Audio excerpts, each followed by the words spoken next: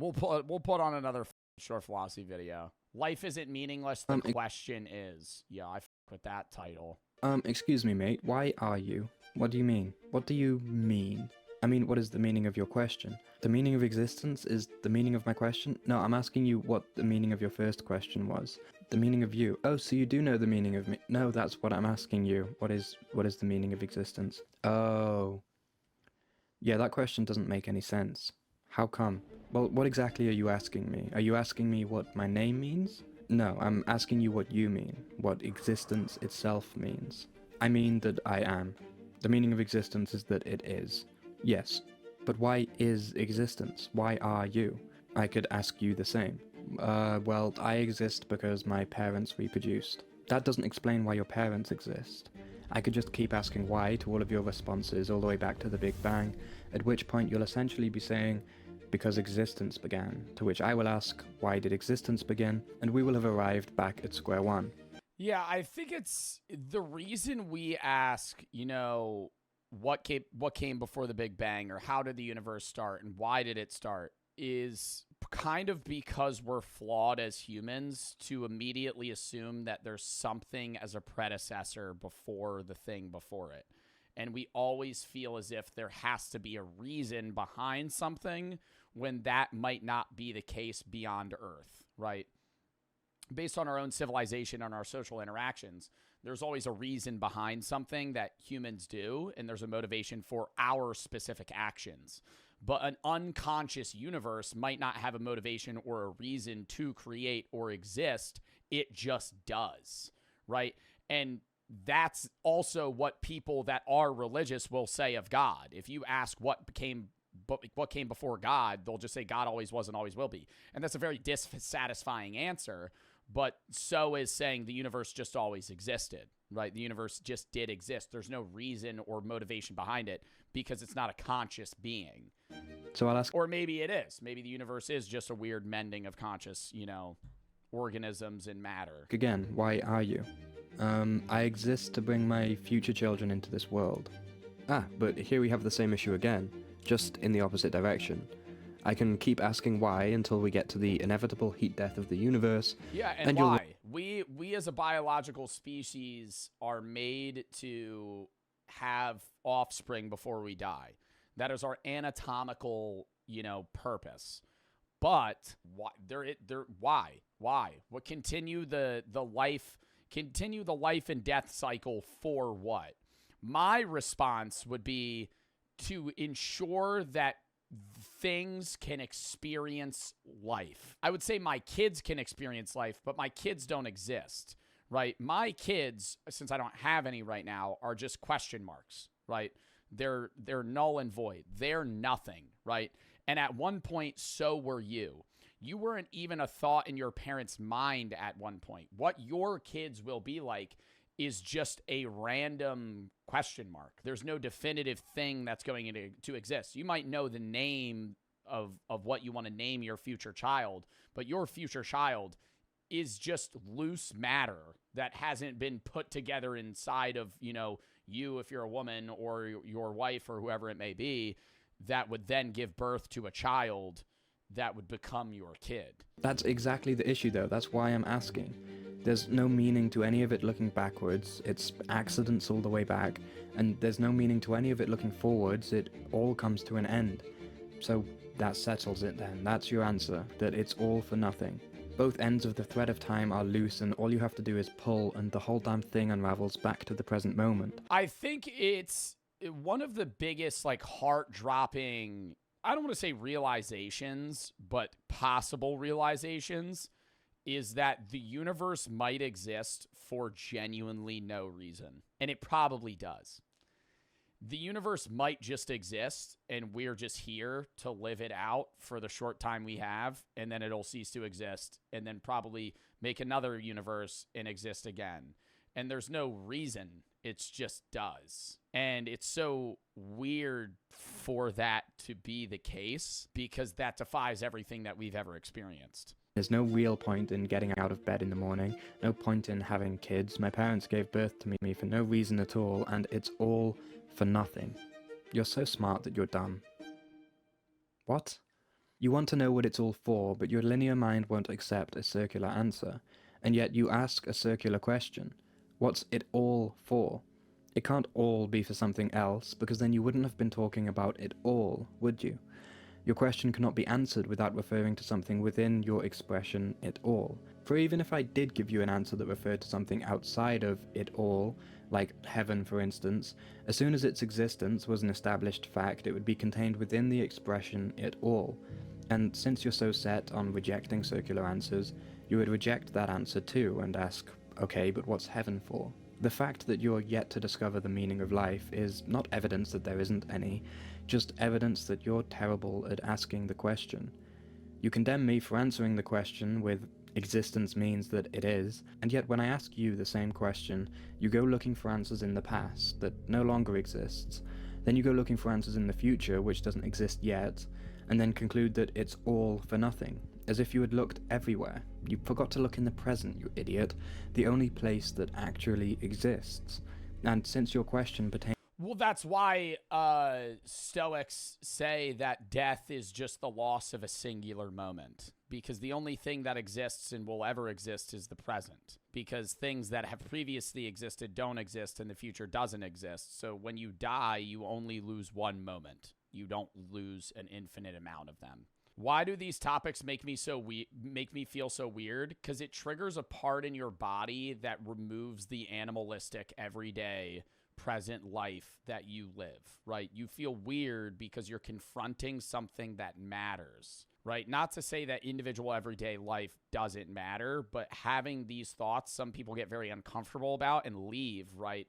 And they don't think about them. Like some people leave the stream because they find it boring. Some people just find it uncomfortable because they don't want to think about it, in part because it might make them feel a specific dread or anxiety because it's an unanswerable, you don't have life. And when you put these puzzle pieces together, right, you live your everyday life like you have a completed puzzle or a Lego set, right? I think that's an easier analogy for chat. You live everyday life like you've completed a Lego set, right? And it makes sense, and you just kind of walk through your, your work and your fucking school and your life and your entertainment, blah, blah, blah. And then there's certain thoughts that you may have that are, philosophical or universal that make you take a step back and realize there's a whole nother fucking bag in the box and you haven't finished, right? And eventually you'll realize that there's an infinite amount of bags in the box. And at some point you will never be able to finish your work. You will never be able to finish your Lego set. You will never understand everything that you need to. It's as if you're intentionally avoiding the issue by running off into the past or into the future and acting surprised when you return empty-handed, carrying none of the meaning of existence that you were supposedly looking for. Why on earth would I intentionally avoid finding answers? Because maybe there's nothing you find scarier than the thought that all of existence is here simply for the sake of itself. And perhaps if nothing means anything, then everything is permitted. And why would I find that first bit scary? Because when you don't like the state of things, for example the state of having lost a loved one or burning your toast when you're already late to work, the idea that things are in that state simply for the sake of existence puts you at odds with existence itself. The friend of an enemy is an enemy. The soup of life arrives unblended, and you've made a habit of throwing the bowl from the table when you get a bite of something that you don't like. And what about all that the meaning is in the present shit you were just saying? How can that be true if the present is always changing? Remember, I told you the meaning of existence is that it is. And what's the one thing that never changes about the present moment? The fact that it is, that it exists. And how am I supposed to find meaning in that? I ask you what it's all for, and whether you say it's all for every reason, it's all for no reason at all, or it's all for its own sake, hardly makes a difference to me. I still feel lost. What I want is for it all to be for a single, unifying reason. I want a grand narrative. I want a triumphant ending. I want fireworks and explosions and eternal redemption, not for all of existence to be an accident that simply fizzles out and dies a whimpering death. Yes, you want the suffering of today to be justified by the joy of tomorrow, but your science told you that on a long enough time frame, everything dies, and so you can't justify the suffering of today. Like you say, you want a triumphant ending and eternal redemption. You want to be aware of some grand narrative today into which your suffering reasonably fits. And people want to feel like they're a part of something bigger. It gives people purpose if they're fighting for a great end.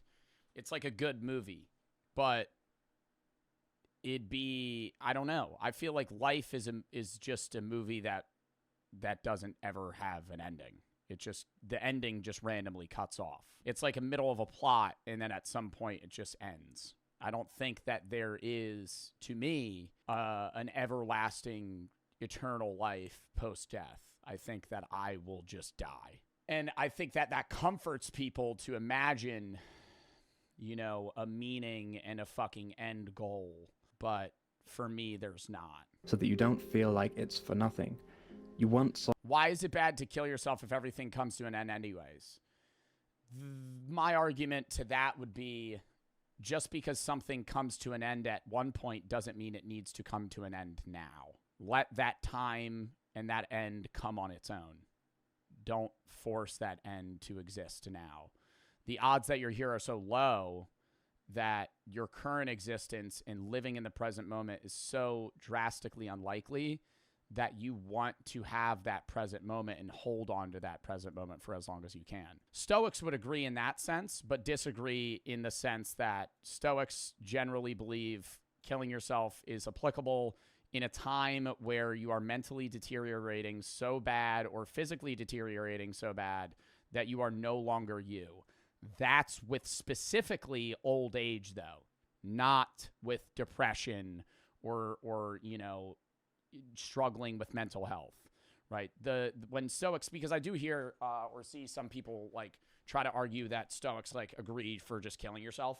And that's not true unless it's like you're 95 years old and you've just been diagnosed with Alzheimer's and you literally can't remember anything anymore and you can't walk, right? Like that's the argument there. It's a waste of the present, right? It's removing yourself from being able to experience. To say that there is no ultimate ending, so then killing yourself is the right choice is stupid, because conversely, you could say that if heaven is the end and it's definitive that everyone would go there, then you would kill yourself to get there sooner because it's better than life and life is suffering.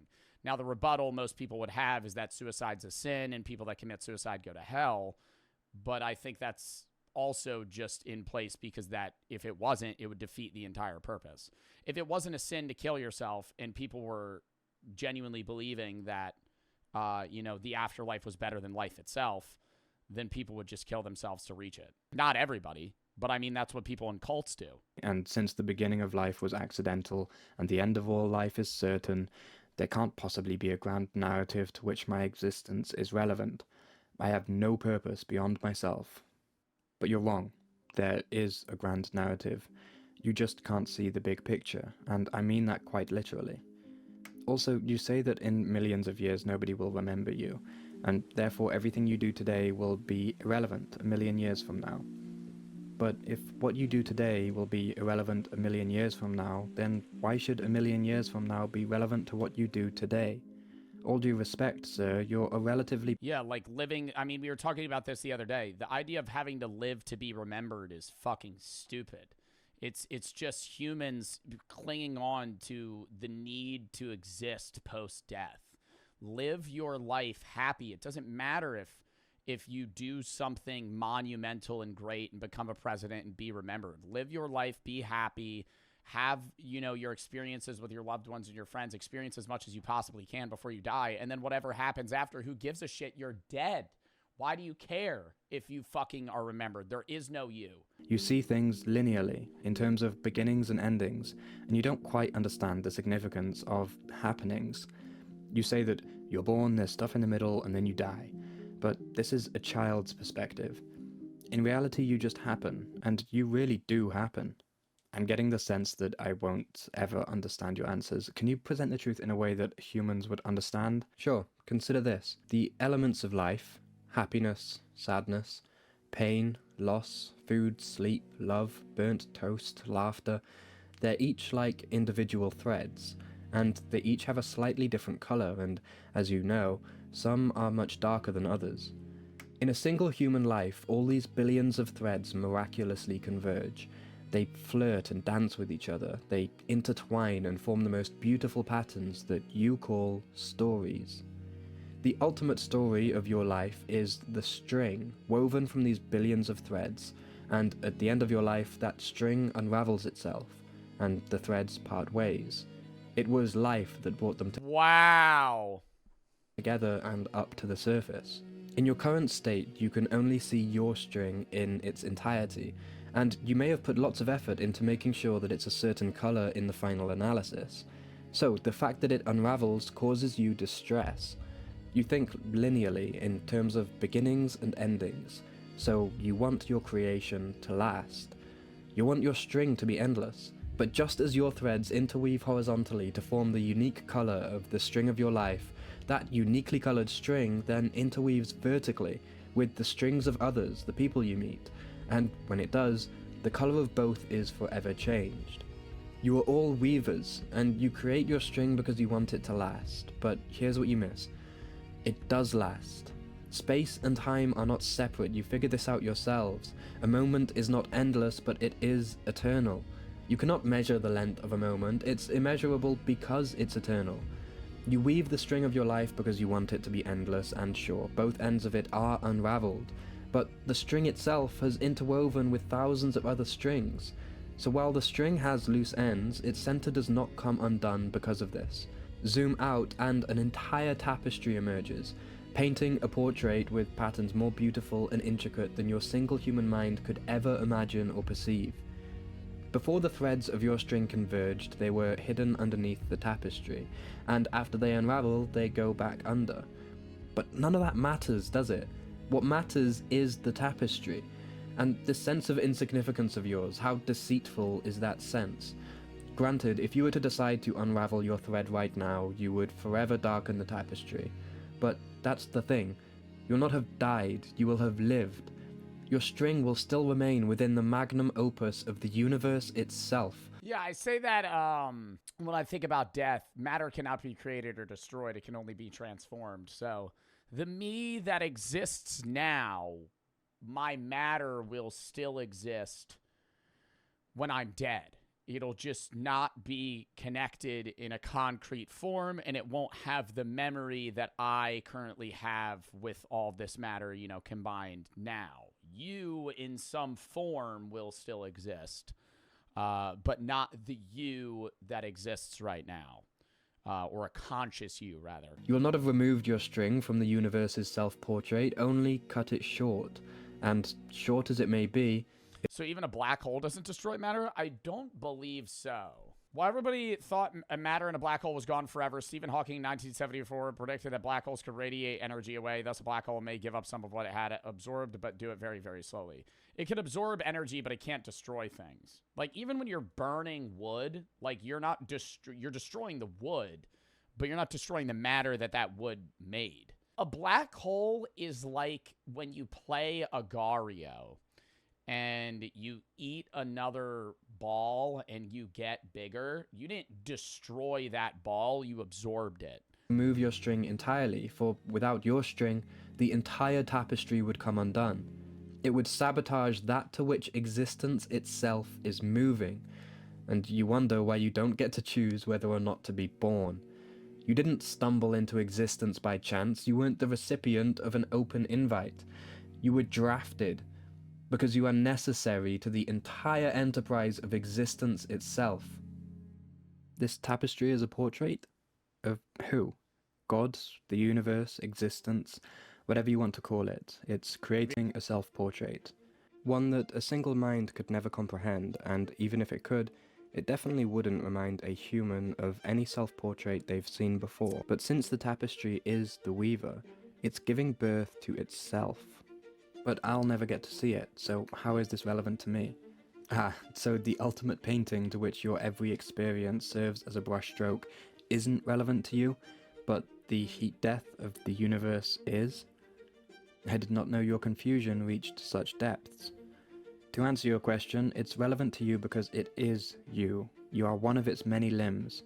Imagine your finger was to question its relevance to your hand, or your hand to question its relevance to you.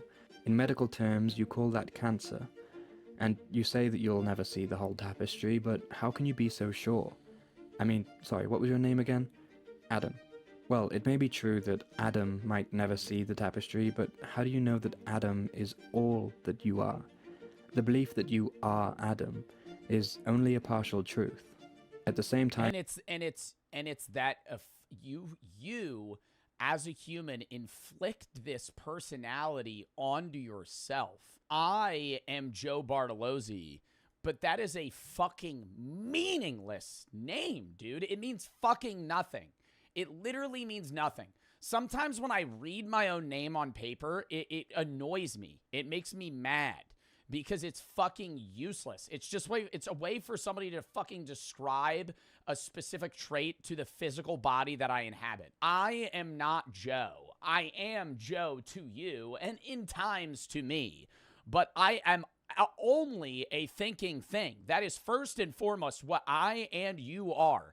Your name is, people fucking live by this personality that they build. And that goes back to the fucking tapestry thing that they're talking about and the woven strings, is you build this personality and this figure that is the person in the name that you are, right? But at some point, you're going to take a step back and you're going to see a video or a picture of yourself and you're going to go, wait, what the fuck? That's me, right? Like when I look at myself in a mirror, it's a weird feeling, man. And I don't, like, some people will just be like, oh, it's the fucking weed, dude. No, man. I look at myself in the mirror and, like, sometimes it's not that I don't recognize myself, but it means nothing to me. It's just, I'm a fucking organism that has thoughts and moves through the fucking universe with the physical body that I have.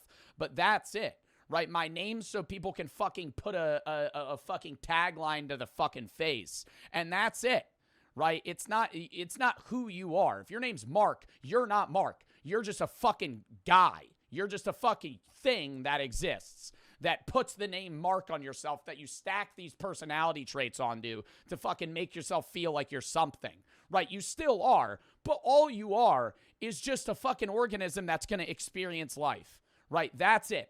Right? You don't have to fucking live up to these standards that are inflicted upon your own personality and your own name and your own last name and your trait and your family fucking tree and whatever goddamn place in society and culture you grew up in, right? If you want to do that, you want to fucking do that. That's your own goddamn choice. But at the end of the day, all you are is a fucking organism that's there to experience life. So you are the experiencer too. And the experiencer experiences every experience. The whole tapestry. And while it may be hard for Adam to see that, after all, Adam is but one string in a tapestry of trillions, it's nevertheless true. It's all inseparable. There is not two. You are everyone, but you only experience yourself one at a time. Well, I'd certainly... Yeah, that goes back to the egg theory. I don't consider myself to be outside that we are every human and every living thing that has ever and will ever exist. of the universe, and that does seem to align with what we know about physics, but still, as Adam, I want to see this tapestry that supposedly justifies all the dark threads in my string, and yet I'm fated to never be able to. If the universe is really creating a self-portrait, why is it necessary to go about it in such a way that leaves its participants in the dark? Well, firstly, it's not true that you do not see the tapestry.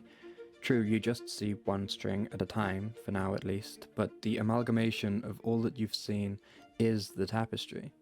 Secondly, faith is one of the brightest threads in existence, one of the universe's proudest achievements, and if it were not for unfaith, or the absurd, as philosophers call it, a thread which is opposite in colour, then faith would never stand out in the tapestry. I see, but why is faith so necessary? To avoid exactly the kind of predicament you found yourself in. You lack faith in the intrinsic value of both your string and existence itself, and so you go looking for it. You analyze your string looking backwards, you analyze it looking forwards, and you return empty-handed. That is your punishment for growing so arrogant as to assume that the meaning of the tapestry could or should be comprehended by a single string such as yourself. You weave a linear, horizontal string. All you can do is look backwards and forwards, and since you break current eggs to make future omelettes, you assume the same of the tapestry. It all must exist to bring about something other than itself. It's why you couldn't bear my answer. I mean that I am. No, you don't want the meaning of life. You want the meaning of life that you can understand. Sorry, all good things come at a cost. It's one of the many stylistic choices of the artist. And meaning is priced in faith, a currency that went out of circulation amongst your kind long ago. But faith in what? The weaver of the tapestry, and the intrinsic goodness of the whole enterprise. You mean I need to believe that it's all being guided by some intelligent entity? The weaver, as you call it. I need to believe in God, basically. You don't have to call it God. I know God. No, I wouldn't even say it's God. To me, what the Weaver would just be an unconscious universe. When I think of God, I just think of everything and anything that has and will ever exist as one big mass. And I am a part of that. God's been having some PR issues amongst you a lot recently. You could call it the laws of physics if that's more high fashion. Both phrases aim at the same target and both miss the mark, so take your pick. But the laws of physics aren't intelligent. Are you intelligent? I'd like to think so, yes. Are you outside of the laws of physics? Or like an Agario. Yeah, chat, it's like the game Agario. When you're, like, you know the game Agario where, like, you, like, eat other, like, cubes and, or not cubes, like circular spheres? Yeah, it's like Agario, dude. No. But, like, it's like Agario, but there's, like, one guy left. Then the laws of physics are intelligent. Well, good point. I guess I am kind of the laws of physics in action. But what about the second element, the faith in the value of the tapestry, the goodness of the whole enterprise? When you look at a beautiful sunset, you value it, but not because it helps you achieve some goal in the future. You value it immediately for itself, right? Yes. Well, when you doubt the intrinsic value of existence, you look for it not as you would a sunset or a beautiful painting, but as a tool. What's it all for, you ask? What higher purpose does it serve? Like a monkey being handed the Mona Lisa and trying to use it to crack open a nut. Life is not a stepping stone you use to get somewhere else, or an arcade ticket you use to redeem for something better. So long as you see it that way, you will forever torture yourself needlessly with the question, what is the meaning of life? It was never science that destroyed your faith and meaning, it was your own intellectual pride, for if you hadn't seen your scientific discoveries through such arrogant eyes, they would certainly have emboldened your faith that the weaver was indeed creating a tapestry that was, as you say, worth it, and as a result you'd consider it a privilege to be involved. You seem kind of annoyed at us. Well, yeah, you are quite rude to me. Your lives are tricky, I get it. You rarely know what you're up to, and so you obsessively sting yourself with the question, what am I doing? Which evolves into, why am I here? And as your beloved Nietzsche said, stings of conscience teach one to sting. Wow. Eventually, you put me in your sights, asked me why I am, and began to doubt my fundamental goodness. And as you know, it's not nice to be the recipient of such doubts. I thought it was the tapestry's fundamental goodness that we were guilty of doubting. Yes, I am the tapestry. I see. And we are a part of you that has renounced your relevance to us. Precisely. Just as cells in your body sometimes renounce your relevance to them. So what should we do? Know that you are me, just as the branch is the tree and the wave is the ocean. Thus understand that you experience all that has been, is being, or will ever be experienced, and act accordingly. That's kinda ludicrous though. I'm not the universe, I'm Adam. Then that is just how you will remain. For a time at least, until Adam unravels. And then you'll... I like perceiving it as the unconscious universe creates... The unconscious infinite universe creates finite things to be able to experience life. As dumb as that sounds. I'm a finite organism, a part of an unconscious universe to experience what it's like to be a finite being. Because at the end of the day, I am a piece of the universe. I'm just a very, very small piece. You'll have to face the music.